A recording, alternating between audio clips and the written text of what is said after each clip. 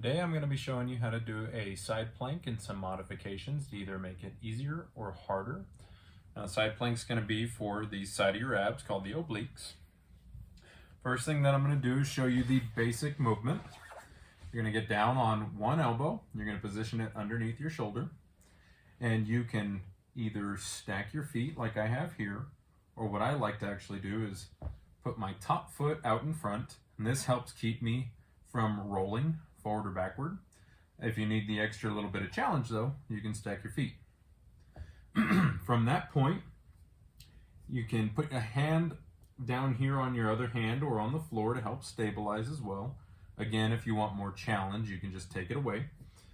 But I'm going to tighten the downside of my abs, so the side of the abs that are towards the floor, and I'm going to crunch a little bit forward. From this point, you're going to lift your hips into the air to where now your body is straight, and we're making a nice straight line from my legs to my spine. Now, this is where you can make some changes of your own. You can either come up and just right back down, drop your hip to the ground, and do reps from this. Or what I like to do is get to the top, and I like to hold this as I breathe. And I'm going to take big deep breaths into my lower belly. From that point, I might hold it for 5 or 10 breaths and then come down. And then from there, I can take my rest and do it again. Now, if I need to modify this to get easier, what I'm going to do is I'm going to bring my legs up, and I'm going to be pivoting off of my entire shin, off my calf.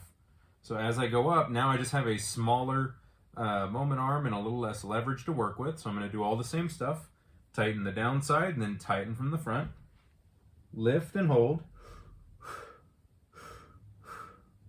And then slowly back down. Now, you can make this a little harder by repositioning your arm as well. So the further out that my arm is, the more difficult this is going to be, because there's going to be a lot more space between my elbow and my feet.